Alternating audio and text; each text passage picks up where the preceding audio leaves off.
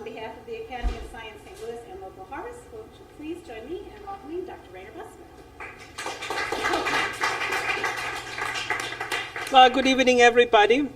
I hope this works. I hope you all can hear me in this nice space. It's always nice to be with local harvest. When I'm off or on? No, I think this is fine. Okay. Local harvest actually was one of the reasons why I moved into this neighborhood. So nice to be here and nice to have you here. So today we'll talk coffee. If I suddenly switch to Spanish or something or start talking very slowly, do something because I just got back from Kazakhstan. So I'm 10 hours ahead of time, which means right now it's 4 in the morning, which is not helpful. I will not talk about how coffee got to Chilchos Valley, because when you might know that coffee does come from Ethiopia, and from Ethiopia to Peru, that is a long distance, but it's also a long distance to get that coffee back from Peru to here. Very quick, the Gardens William L. Brown Center is really a center for, well, useful plants. And ethnobotany for us is just the science of how people use plants. And you all are doing that right now because you're drinking coffee. So nice stuff like that is, so to say, our business. So is medicine and so on. And we work all around the world. And I'll tell you very quick how we ended up in the Chilchos Valley, why this is interesting for us. And then at some point, we'll get to coffee. Well, starting out, being in Peru, for any journey, you'll use something like that. This is a healing or blessing altar. So before you get to the mountains to do anything, you find a healer that blesses your journey and so on. Just to have a good beginning, and you'll see on the way why we need that. So why do we want to go to northern Peru? As I said, the garden works in about 40 countries right now. So it's one of the largest science programs on plants on the globe. So something we can really be proud of in St. Louis. And for us botanists, it's always interesting to find new plants, and ethnobotanists, as I said, work with people and plants. So cultural diversity is very interesting for us. And northern Peru, this is the yellow part here, is very interesting because it has always been the connection from the coast to the Amazon. The Andes are relatively low, so you can walk over relatively easily. The distance is relatively short, so there was always a lot of trade. Big coastal cultures developed here. You might have heard of the moche. National Geographic has recently had a nice article on another beautiful tomb find from northern Peru. So very interesting area. It's also interesting biologically because the coast has almost zero rainfall. Unless you have an El Nino year, which is just coming up, then you might have 400 inches in 3 months. So it tends to get really wet. If you go a little inland, you'll find nice dry forests. If you go a little further, beautiful cloud forests. And all that on a very short distance. So from dry forests and desert to, well, the cloud forests of the Andes and then to the Amazon, this is only a distance of 50 miles. So from almost no rainfall to 400 inches in the mountains, well, very short distance, which means lots of plants. Nice species diversity, and all the stuff you see here are new species. So this is all stuff new to science that we picked up on our expeditions, and that's just one small group of plants. There are many more. In the whole region, we'll probably talk about 4,000 species, which is much more than we would have in Missouri. And this is a very small place, ultimately. And people use plants, and this for us is, of course, especially interesting. So whether it's for food or for medicine, this thing down here is cat's claw, which some of you might know, or for magic purposes, plants are used for everything. Which means for us, this is paradise in many ways, because there is a lot to do research about. And we'll get to coffee at some point. You know, good coffee always takes time. And plant use and healing has a very long tradition. This is a 2,000-year-old ceramic. These beans are actually the fruits of this guy. So plants have been used forever there, and it's a very vibrant tradition. I just showed you that little healing altar. So great for us. We work there with people. We go to the mountains. We collect plants. And while doing that, we ended up discovering, so to say, the Chilchos Valley. And I'll show you how that looks like pretty soon. And that being such an interesting area, of course, made us think very quickly about conservation. What do you do in the forest to try to preserve what is there? We would like to see that plant diversity in the future. So we tried to figure out ways to help people to generate income without destroying the forest. That's where Chilchos Coffee will come in a while. Well, the whole tour, so to say, does start, however, at the Peruvian coast, which is essentially coastal desert. So, as I said, no rainfall at all. But again, it's a very old cultural zone. If you look at this stuff, this is reed that is used for boats. So people have always been fishermen there. I also have a bad cold, so I apologize if my voice doesn't do so well. So this stuff has been used to make fishing boats, again, for 2,000 to 3,000 years. That's where we normally start out to get into the mountains. And ultimately, that's where the coffee comes back to.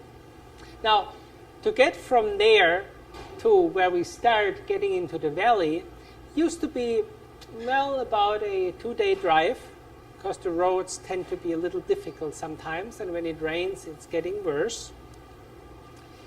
So normally you start out very early morning to make a bit of headway before it gets too hot in the desert. And that's what you normally find. Well, this is the main Pan-American highway. So this is the largest road in Peru. It does tend to be a little narrow, and there is a lot of traffic. These are all mining trucks, which is very common because there are a couple of big gold mines up in the mountains, and of course all the equipment goes up and down on this highway, which doesn't make it much easier to get into the mountains or back. Well, on the way, lots of fields. This is all irrigation. This is all rice. So once you get a little further inland, there is enough water coming down from the mountains to really grow stuff.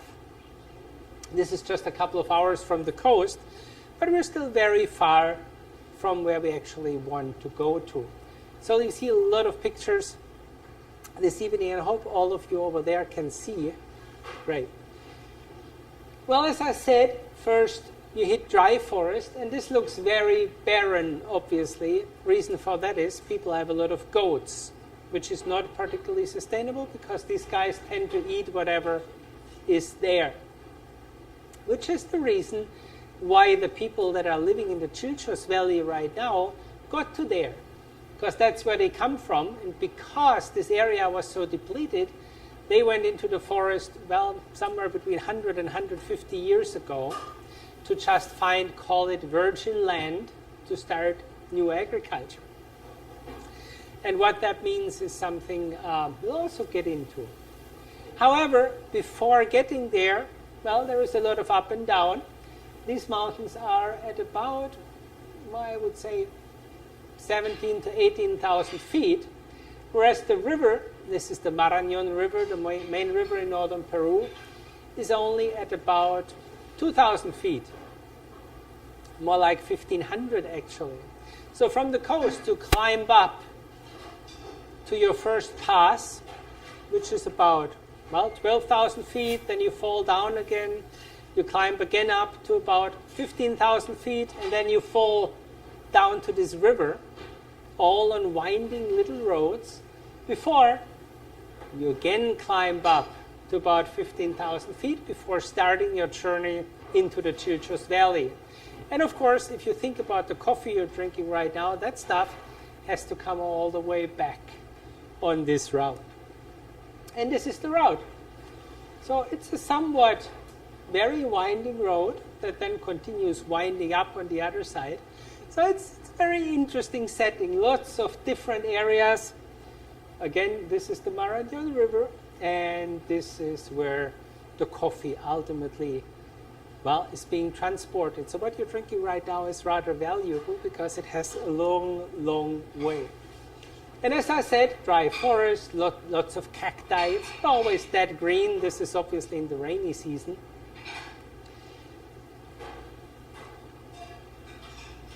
Lots of different species, but no coffee there. People grow coca there, mostly to chew, so coca bush to chew, not to produce drugs. But really, there isn't much growing there. Once you get up to the mountain, picture changes. So this is before getting to the entrance of the Chilchos Valley. This is essentially where the road ends. But obviously, lots and lots and lots and lots of small fields. And this area has been settled for thousands of years. This is not originally Inca, as one might think. This is actually Chachapoyas. The Chachapoyas are known as the warriors of the clouds. Very simple. I mean, it's mostly raining there. So makes very much sense. People settled there, managed to cultivate these steep hillsides with lots and lots of terraces, and were fiercely resisting any occupation, whether it were Inca or later the Spaniards. So it's a very remote area that has always been very, very independent. And this is where the whole tour to the Chilchos Valley starts. So once you get off the road, well, this is your only means of transport. You pack up your mule, like 200 years ago. There isn't much difference. The only thing that has changed, I always say, is equipment is a little better, so you don't get as wet. On the other hand, researchers are not carried on chairs anymore, so you work more than, say, Humboldt did 200 years ago. And well, again, this is the path, so it's not particularly wide and open. And from there to Chilchos, well, think about 2 days riding if you're lucky. So this will take a little while. And I didn't bring my hat today. But of course, our prime reason to get in there originally was to collect plants, which is why we have one of these tree pruners, so that we also can get whatever grows on the trees. And, well, keep in mind everything we need, collection equipment, tents, kitchen, food, plant pressing stuff, is all on those mules. So say a normal expedition has anything, normally 10 to 15 mules, some to ride, some to take equipment, and on the way back to bring coffee out. And again, we'll get to that. So you'll see lots of pictures like that. It's a very, very long way. It's mountain grassland. And it looks like nobody has ever been there. And it gets cold. Well, this is a nice morning. This is only at about 12,000 feet, but at that time the temperature fell to about 0. So it can get very chilly, and our mule drivers normally don't like tents. They rather like to stay in their little plastic, under little plastic sheeting. So it's not always an easy place to go. The mules don't like it either. They normally run away, and you have to try to find them in the morning once you're really ready to get out of this place. Well, this is the kitchen. So it's somewhat basic. I always like to compare it a little bit to boot camp. There's lots of physical activity, and well, we have always, this is always the same guy. This is Leoncio. This is our cook, most important guy in the whole coffee operation, because he really manages, no matter how wet the wood is, so no stoves or whatever. This is all basic stuff to make something very digestible to eat. And from one valley to the next valley through, this is all peat bogs, and you'll see more of that a little later. It does tend to get rather wet at times. And Chilchos is somewhere behind the next mountain. It's always behind the next mountain. It's always a little further. Beautiful landscape though, lots of little lagoons, really nice mixtures of mountain forests and pastures, grasslands. So for a botanist, this is really perfect. It's not so perfect for these guys because they can hardly eat anything that grows there. They don't like the mountain grass. So with mules, the problem is you either take something to eat, so take barley or whatever, if you stay in longer than, 3 weeks, or you have to try to find pasture, and people don't really like to share their grass. So again, the whole operation is not completely easy. And each of these guys carries about 250 pounds normally, so they are really hard working.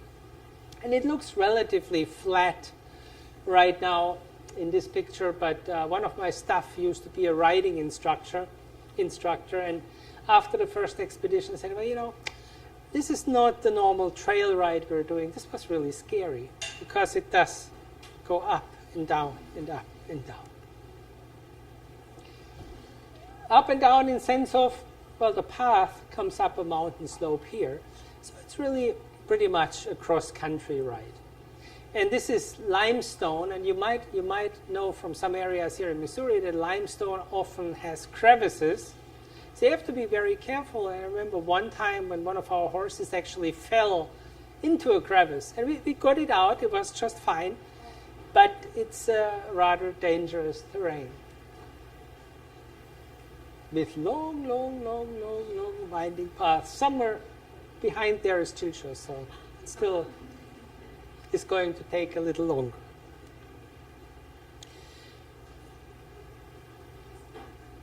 And although this looks relatively empty right now, the whole valley has a couple of hundred people, you'll find this everywhere.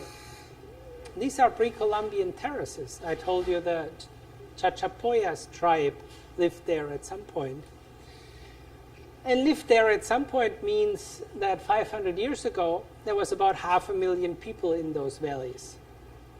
So it looks like a rather inhospitable area, but if you manage it well, these guys produced lots of food and cotton for clothing and so on, fed everybody, and still maintained biodiversity. And this is one of the richest areas we know.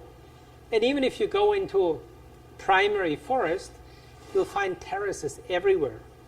So, see these things?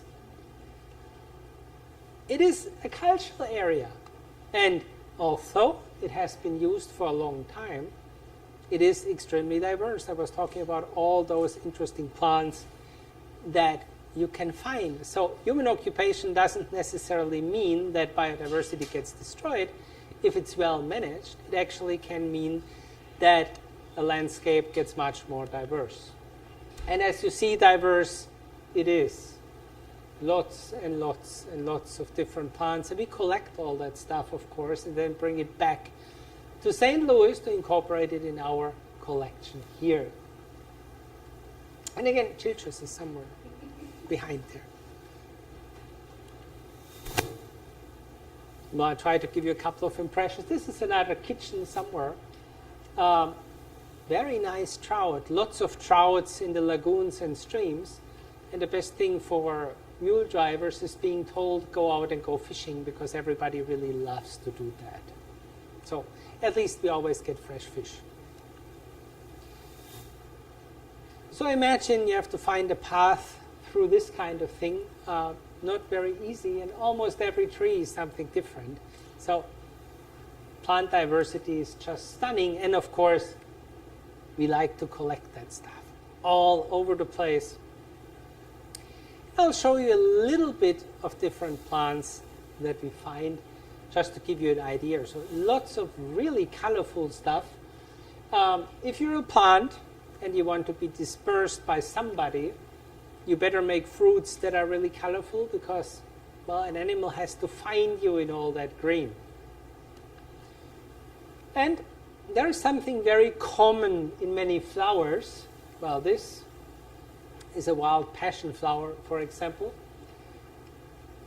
A couple of other different ones. You already see the common point. They're all red. right? And there's lots of red stuff in those forests. Why is that so? Well, red contrasts very nicely from green, which means it's much more visible to day active animals. So a lot of stuff that flowers during the day is red. And some of the guys who really like that are, and you see them in a second, even orchids are bright red, these guys. Hummingbirds really like red flowers, which is why all our hummingbird feeders are red. So if you have a red cap or whatever, they'll always try to come and pollinate your head. But there are lots of other plants, lots of different small orchids. If you ever have gone to the Gardens Orchid Show, you might see some familiar ones. These are a little bigger. This is really tiny, small stuff. Lots of epiphytes, so plants that grow on other plants. In fact, the most interesting tree we ever studied had more than 100 different species on its branches.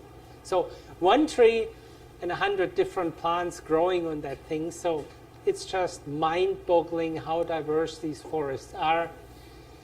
They all look similar but different. So for us, this is just very nice to go to. And we'll get to the coffee at some point.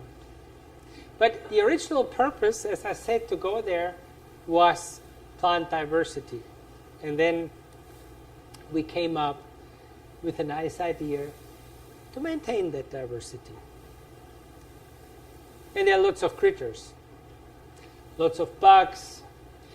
There are a lot of black flies. That's the less nice part. So lots of stuff that bites. All these little critters like your blood. Most things that don't suck blood like to be camouflaged, like this moth or this little toad. And snakes like to camouflage themselves too. Pretty nice guy. And of course there are ants all over the place. Well, these leaf cutters take home their, well, dinner you could say. They're actually fungal growers. So they use those leaves to grow fungal cultures and then they eat the fungi. And these guys are there too. This is a little ocelot. So wildlife is still very natural too. And I do remember waking up sometimes during the night and hearing some munching behind the tent when an Andean bear was eating some bromeliads. So it's pretty nice. That's an ocelot. Ocelot. And there are bats, of course. Not the blood-sucking kind, just fruit bats. However, you do find vampires in this forest. There are real vampire bats. They just bite and then lick your blood, or the blood of cows that people have, which does create a rabies problem, so nobody really likes vampire bats too much. But there are very few species of them. Most of these guys are actually very important because they pollinate a lot of trees and a lot of useful plants, actually. A lot of fruit trees are pollinated by bats. So if you ever go to rainforest and you see flowers that are yellow or pale green, whatever, then normally you know that they are pollinated by bats, because during the night you don't have to be red to be very much visible. So they normally don't invest too much in color. Well, this is how it looks normally. A lot of fog, a lot of rain, and old human occupation. So this is an original Chachapoya's tomb, but the houses look similar. And this is in the middle of the forest, so everything is really old occupation. And you find stuff like this, very ingenious agricultural area, because the bottom, of course, is warmer than the top So you can grow different crops in a relatively small area. Of course, very famous for potatoes. We only have very few there, but in South America you find about 3,000 different potato varieties, and a lot of those grow or come from these mountains. Well, this is how people live. So, little houses in the middle of grassland. This is, by the way, all elderberry, very similar to ours, and people use it for the same things, so to make jams and so on and so on. Well, houses are very simple, as I said. People are very poor and try to edge out a living. And remember, these guys come from the dry forest. They went to these forests to find new agricultural land without really knowing what they were getting into. So, very hard to grow anything there if you're not an original cloud warrior. But for any normal agriculture and for livestock production, this is not a good place. Cows really don't like it. I was talking about vampires, but the most important problem for cows is peat bogs. And in one of these areas, I remember once seeing a cow bone sticking out of a bog, and then another bone, and then another bone, and then skull a little further ahead. So a cow just got stuck and died in the bog, so it's not a really good area for animals. People, of course, have lots of children, mother with the whole family. So again, it's a very poor area. And normally, people try, well, to sell wood to make ends meet, and from a conservation perspective, this is, of course, not so great. Imagine you have to drag wood out on a mule. Doesn't work so well, destroys the paths, destroys the forest. So finding an alternative if you really want to maintain this place and make lives of people better is an important one. So there we get to coffee. And this is it, nice fruiting coffee. So when we got there and saw that people had started to grow some coffee, a good thought, of course, was, well, could we make this conservation coffee?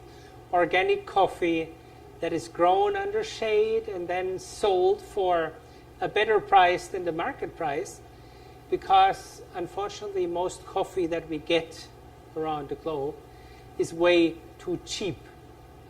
So say if you have a regular pound of coffee that costs about $8-9 nowadays, if you convert that to $1970, that thing should cost about $35 nowadays. So coffee is very, very cheap in comparison to other things right now. So for many folks, especially in remote areas where it doesn't make too much sense to produce or to improve production because they don't get anything for it. And that's where Kuva Coffee comes in. I met the owner of Kuva Coffee here at Tower Grove Farmers Market. Went to the market, got a cup of coffee, we started talking and said, I know this community in Peru that actually produces really good coffee. Would you have an interest to market that in St. Louis? And he really said, oh, well, might be a good idea. Let's see how we can get some of that stuff. And that's how Chilchos Conservation Coffee was born. So, local St. Louis company helping people out to make a better living in the middle of nowhere, Peru. And it's relatively hard to grow coffee, especially in a humid environment. You might have heard that coffee rust is something very common. Coffee rust likes it moist. It's hard to fight, and it's one reason why your coffee is getting more expensive, because supply has been going down in the last couple of years.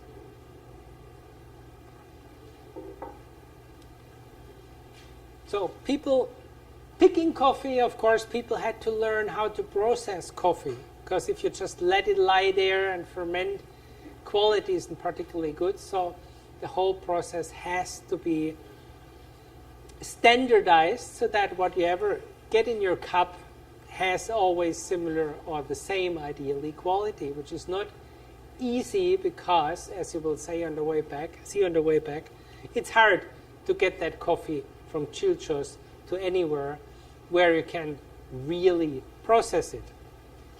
So what we do there normally, we get the red berries, and those are carried out and then depulped closer to the coast. And depulping means ultimately producing what you have here. Well, this is green coffee beans. So this is what is produced closer to the coast out of Chilchos coffee berries. And they're really good. And it's for us, it's not just conservation coffee, it's also excellent quality coffee.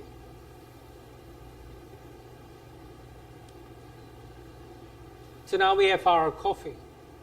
But keep in mind we're, well, about 2 mule days from the roadhead and at least 2 days from the roadhead to the coast.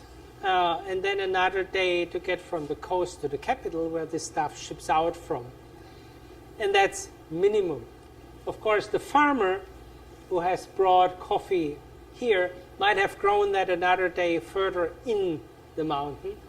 So take a week and give or take a couple more days. That's what it takes to get a coffee bean from Chilchos just to the Peruvian coast to ship it out. And then, of course, you have to fly it to St. Louis and then, well, get it to Kuva Coffee to get it roasted. So we have collected lots of plants. We have gotten our coffee. And now we think about what we have gotten ourselves into and how we get all that stuff out of the mountain. And it's a little bit of a logistical nightmare because you have things like that. I mean, small little river, but if you see how deep the mule goes in, those things are very fast, even in the dry season, and that's where the coffee has to go through.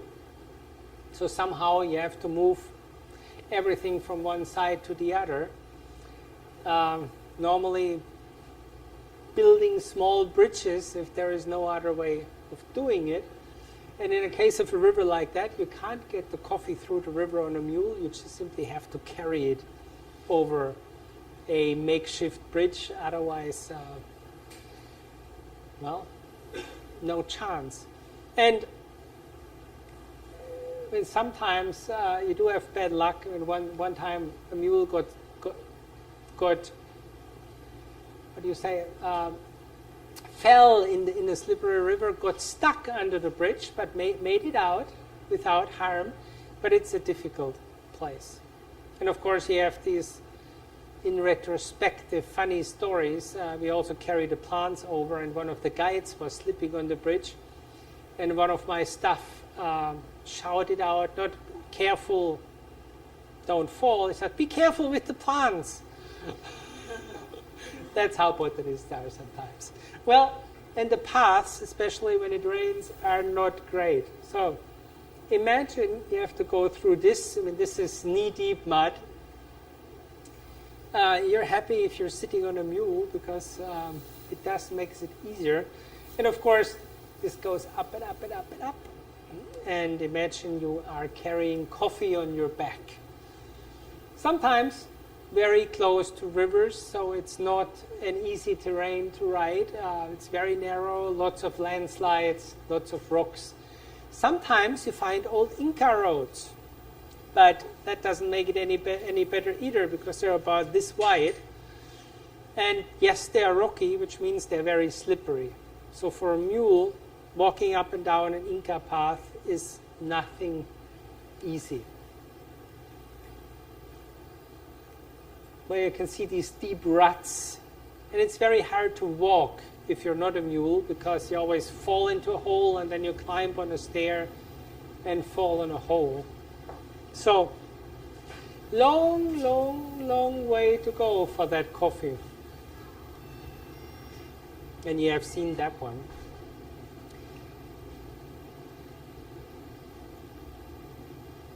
And when it gets boggy, the whole thing gets even worse, because this is exactly places where mules tend to get stuck. So imagine you have a very highly laden mule and then suddenly it gets stuck in this mud. What do you do? Well, the first thing you do is to get that bulky coffee off that mule, which is not so easy because the knot is normally on the belly. So get in the mud and get that poor creature unloaded. And then, of course, once it's out, you get that coffee back up. So it does start to taste better, doesn't it? Once you get to slightly more, nowadays, cultivated areas, well, little house there, going tends to get easier, but it definitely is far from easy to transport anything there. And I'm asked quite frequently if somebody could join our little expeditions, and I always say it's more like boot camp, so if you didn't like that, maybe you don't want to come there. And say, in some areas, especially after a big storm or so, you might have trees falling over the path. And one of the worst parts we had was once an area with big trunks blocking the path. So you don't have a chainsaw to cut these things. You can't go under. So the only thing you can do, if it's about up to here, you just jump that thing on your mule. So it's rather Olympic what's happening in there. So that's where we come from. And this is all the way we're going. And we're not even halfway there.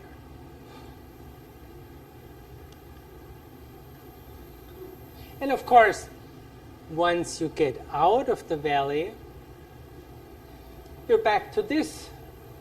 Well, this is actually a newly built road. This is about, I would say, 1,500 feet going up the hill. So you just go up and down, up and down. Well, this is actually a big improvement because the original road that was built by a contractor that was paid by the mile takes about 80 miles to go a straight distance of 20 miles. So it's a lot of road, and it takes a heck lot of time. And this is the old path. So this used to be the mule path, right along the mountainside somewhere down. So the road is a big improvement because it has made it much shorter. I'm not sure whether this works. I hope it works. No? Maybe I can get it going here.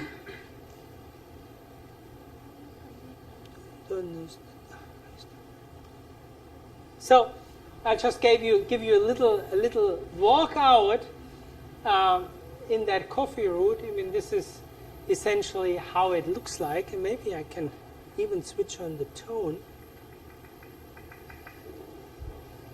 Because the background noise you hear is the wind, because when it rains, it also gets windy. So there, coffee gets out of the mountains, and this will take a while. So just watch a little bit. But we're all happy, healthy, and in good spirits, because that's what we like to do.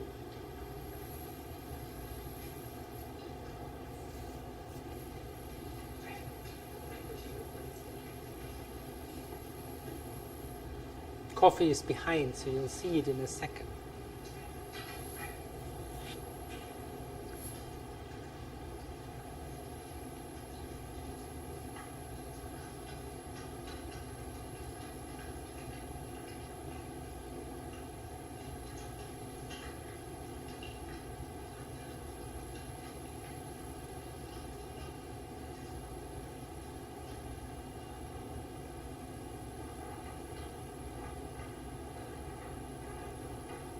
And as I said, it does get cold up there.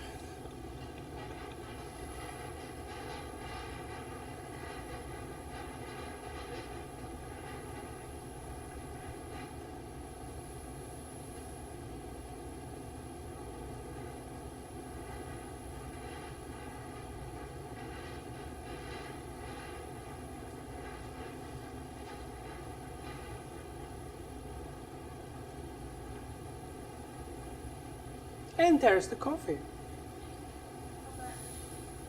Well, I mean, these are 1, 2, 3, 4, 5, 6, 7 mules, which is essentially about the amount of coffee that we always bring to St. Louis.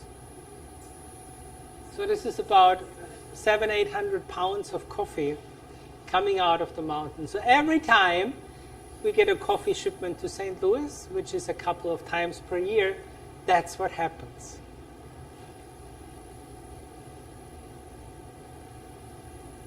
And is St. Louis the only customer for them?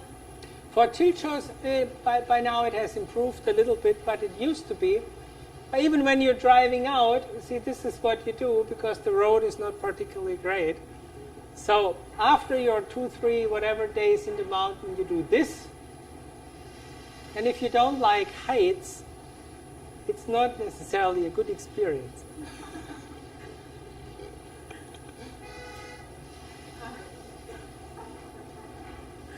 And there is traffic sometimes, or a cow on the road, which is more likely. So, now we're getting out of the mountains, and now imagine getting back. Passing the Marañón, passing a couple of passes, drop down to the coast. Finally, you're there with nice coffee berries. Then get them to the production site to make green coffee beans, which takes a while. Then take them to the capital and ship them to St. Louis, where Kuva Coffee will produce what is in your cup. By the time it gets here, I mean, those coffee beans have been on the road at least 2 to 3 weeks. So, and once they're here, after, say, 1 or 2 months, we have to start thinking about getting another batch out of the mountain. Now, we're not always ourselves going in there. I mean, the producers normally do that, but we do go normally about once a year. Again, because we like it. So, now you can maybe appreciate more what is in your cup, and you might have some questions for all that.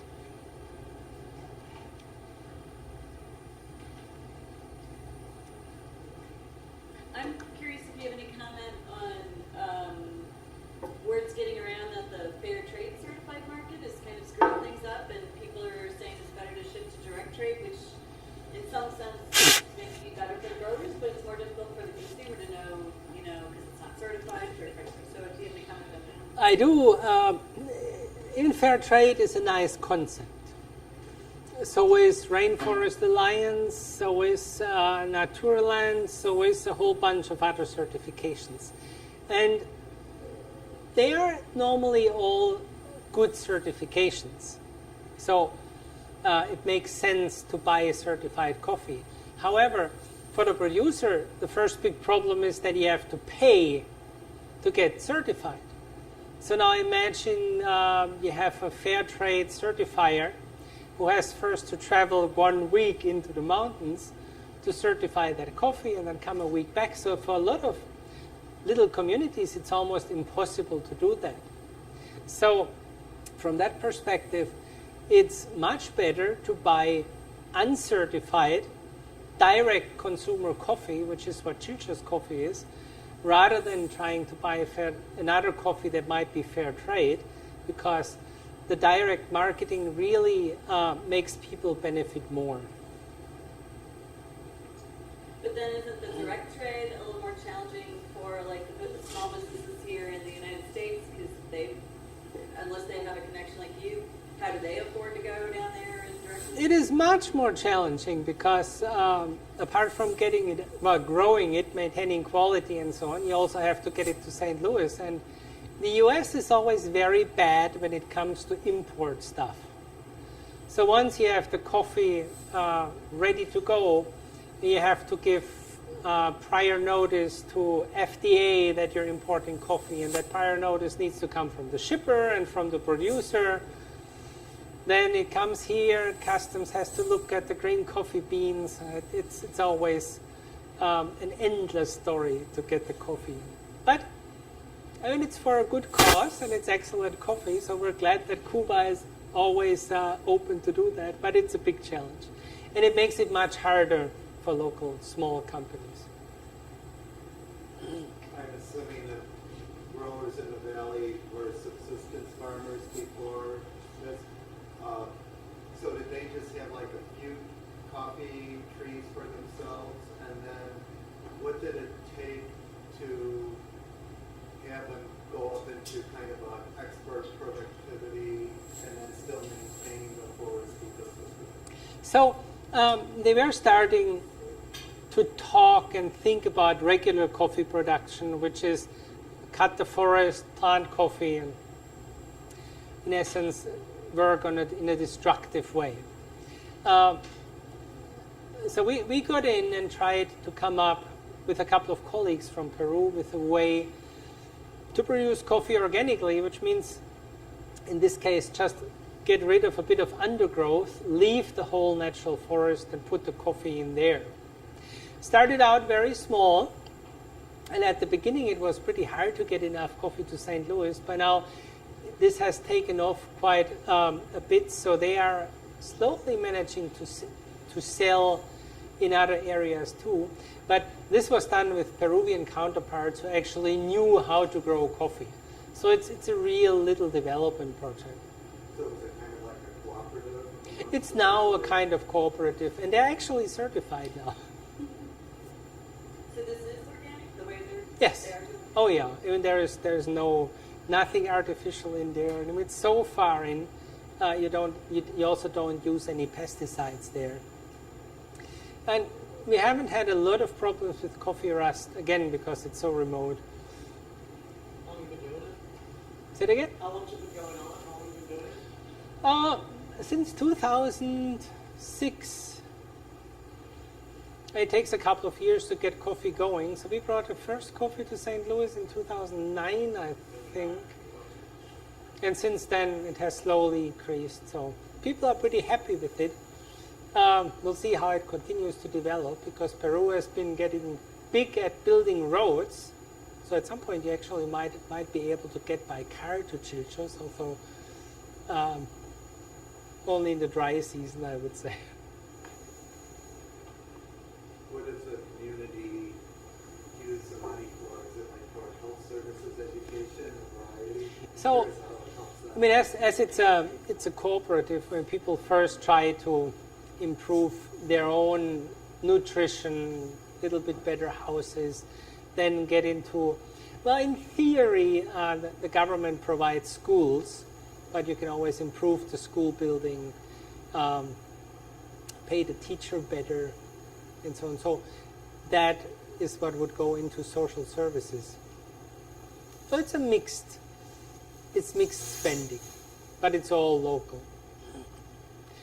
And of course, the problem also for Chilchos is always the coffee world market price, and even prices for certified coffees have been going down quite a bit over the years, simply because there is a lot of it in the market. Which is why we always try to keep Chilchos at a price that gives better revenue to the local producers, because that's the essence of the project. Where is this geographically in relationship to the lead mines that have been sort of a problem, which also had a local connection? In that area, there are only gold mines. But that's more towards that degraded area you saw at the beginning. Yanacocha is actually the biggest gold mine in Peru, and that's exactly where those trucks were going. If you look into, say, illegal small-scale mining, that's more in southern Peru. So that's more Amazon mining, and that does have much bigger impact than the operations that we have in northern Peru, because this is highly industrialized and, say, from that perspective, relatively environmentally friendly mining.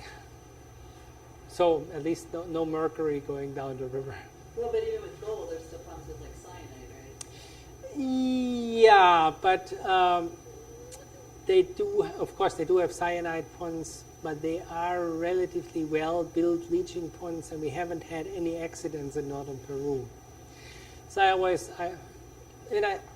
I'm not a big fan of mining, but I rather like to have a big international company mine rather than 50,000 small miners, because at least big companies do have a certain reputation to be careful with, and they do have to comply with regulations, so that does make it much better.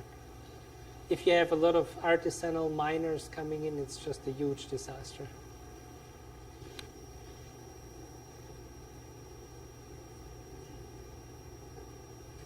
Gee, no more questions. You're drinking coffee, you shouldn't be too tired. So has this spurred the garden or you at all to think about other products that where you might end up with the same type of enterprise? Well, I would say yes and no. We haven't been thinking about really doing another coffee project because this has taken a lot of work. We are talking to a couple of friends in Bolivia to maybe do that, but there it's much easier to transport the coffee. We have been looking into coffee in our Madagascar program, where the French until the 1960s had big coffee plantations, but there the quality is right now just not there, and the trees are very overaged, so the whole thing would have to be redone. And I mean, ultimately, we're not development people. Right now, in other areas, we work more on nutrition. So local gardening, trying to get more vegetables to people, which actually works pretty well, especially where people have other income sources. So this was just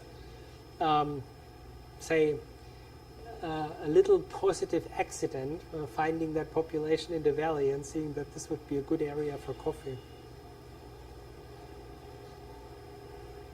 What do the local growers know anything about this team events? And if they know anything, what do they think about it? Well, they're first of all very happy about getting better income. I mean, our expedition cook also has coffee. So when before, it really wasn't worth to do anything good with coffee because the prices were so low. And now with small coffee acreage, they really can make a better living. So people are very happy about this. Have you ever brought back some of the final, like, roasted coffee to them so they can try it? No, we have never done that. But we do roast it in the valley.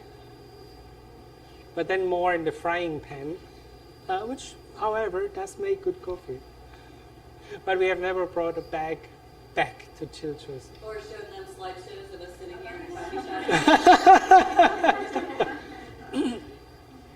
Yeah, I have to say we have never, well, we have shown pictures like on the small camera screen, but we wouldn't take a computer to Chilchos because even the Macs would probably not survive. Because mules do tend to stumble, and coffee bags are relatively sturdy, but say even our plant collections get pretty much mushed up. And we don't dry plants in the valley. You might have heard normally if you collect plants, of course you dry them to then get them in the collection. But dried plant specimens are very brittle, obviously, so you don't want to put them on a mule. So what we do is we drown them in alcohol. So in essence, you make a plant bundle in newspaper, put it in a big plastic bag, pour some alcohol on it, seal the bag, and that way the whole stuff is pretty sterile, and you can dry it whenever you get to a place where it's already safe. So you're embalming. Yeah, that would be a good word. We do that. Does the coffee grow year round? Or Yeah. is it a season? I mean, they normally harvest 2 to 3 times a year. So it's a pretty good staggered income source. It's not everything at the same time. And what does that do to the soil? The quality of the soil, fertility process? Oh, well, I mean, since it's low key production, it's not an intensive production, and you can easily mulch, for example, because there's a lot of leaf material. So soil fertility is not a problem, and you don't have to throw in fertilizer. Would you mind saying something about the ocelots in the area? Are there, is it Well, say before people tried to shoot whatever animal they could find. I mean, ocelots are small predators, of course. They're also jaguars. But one effect of the coffee project is that, or say one requirement of the coffee project is also not to hunt the local fauna to extinction. So hunting has gone down a lot. But you find everything there. I mean, ocelots, jaguars, Andean bears. We see more frequently Andean bears, especially on that long route through the mountains. So that's spectacled bears.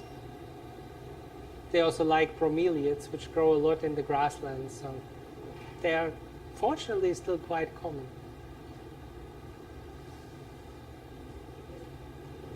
Is the coffee production a big part of the people's income, or what are some of the other sources of income? It's the biggest part of their disposable income, but they also have livestock, so they sell the one or other cow from time to time. But as I said, I mean, it's not a good area for cows. And there was a development project that did bring cows in, but they brought Holstein cows in, so the black and white things, which are lowland cows. And they really don't do well in the mountains. They're just too heavy. They're not well adapted. So this would be a place for Swiss cows. So, but I mean, even milk production is not a big thing because you can't get the milk out. And I mean, the grass is not particularly great. So, I mean, if a cow gives you, well, say half a gallon of milk a day, then that's already a lot. So it's nothing interesting from a commercial perspective. They sell the cows for meat, but by the time you have taken your cow out of the mountain, I mean, it has lost a lot of weight. So. How many growers to produce that 800 pounds of coffee or so? Oh, well, I mean, it's a small cooperative. So you have a bunch of dozen families in the valley, and everybody participates. So everybody brings a little bit of coffee.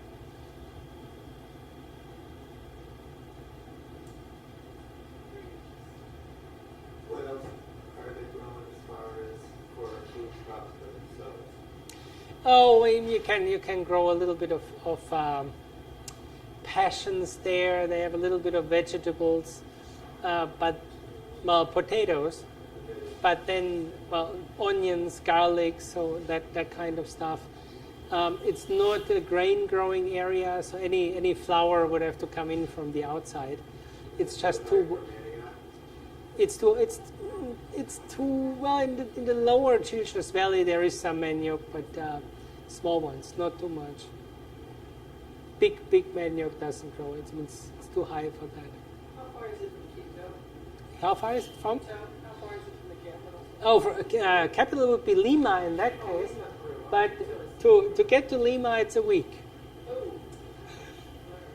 That's the closest large city. Well, I mean, there's Trujillo, which is where we normally start, which is the first coastal city, and that's relatively big. It has about 1.5 million people. Then there's Cajamarca, that's the first city in that dry mountain area, which is a main marketplace. But I mean, to really get to a bigger market, you have to go to the coast. I mean, if you go the other way, once you get out of the valley, it would take you about 2 days to get to a small city called Tarapoto, or 3 days to Pucallpa. So these are cities in the upper Amazon.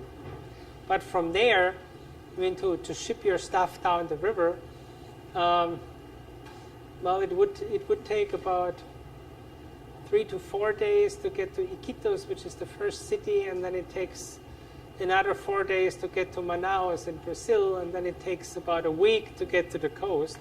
That's by boat now. So it's a long way to anything. Kind of related with what he was asking, what's the coffee growers, what's their health and nutrition like? Are they fairly well nourished or not? Not so much, simply because, as we said, you can't grow much in the valley, and especially before the coffee project, there was no disposable income. to buy stuff. And of course, if you want to buy something, you have to ride 2 or 3 days to get to the first small town. So it's just very far. So normally you bring in flour and salt, so the basic stuff, but that is already pretty expensive in the next local town. Say from the first small town, it's 3-4 hours by truck or whatever transport you can find to the provincial capital, but that is also relatively expensive.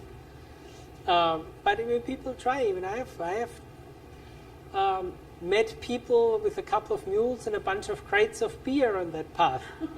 So it does happen. That reminds me, people do grow sugar cane. So one thing they do have is sugarcane alcohol, and that lots of it. And that is also sold. And it's good for pressing plants, so it's high-proof stuff. Say you talk 100, 120 proof. But it's very organic, so...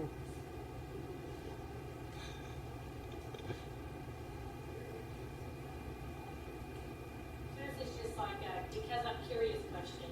What do you all eat and how long would you go on these trips? How long are you gone? The expedition-wise, one of the longest trips we did in one go was a little over 2 weeks. And that is mostly related to the fact that you can't keep mules going much longer. Because you do find small pastures, but normally the stuff is not particularly great.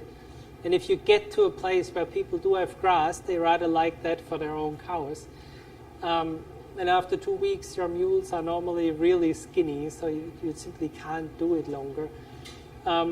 Unless you bring in barley to feed the mules, but then you need if you have 15 mules, everyone needs a couple of pounds of barley per day. So in essence, for 15 mules, you need another mule to carry barley for every couple of days. So it simply doesn't work out that way. And you have to carry your food in. So 2 weeks is already, even catching trout a lot is already a long time. What do you eat? But the easiest to drag in is rice and potatoes and pasta, so a lot of dry stuff, and then mix that, onions, garlic, vegetables. Our cook normally brings eggs, so the first 1 or 2 days there are a lot of scrambled eggs. And we do take chicken. So normally every mule has a couple of chicken that we're dragging around. So fresh chicken is very common. Sometimes they take a rooster, which is not so great, but you do need a good cook. And I mean, ours is just the best guy you can find.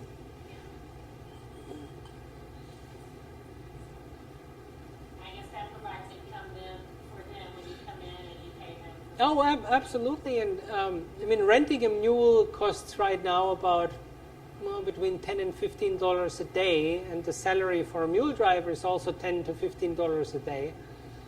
And that, of course, also limits a little bit what you can spend on an expedition. We take 10 mules plus 4 mule drivers plus a cook, maybe some more, $2,300 a day. So after 2 weeks, you're close to $5,000, and we also only have limited resources to mount expeditions.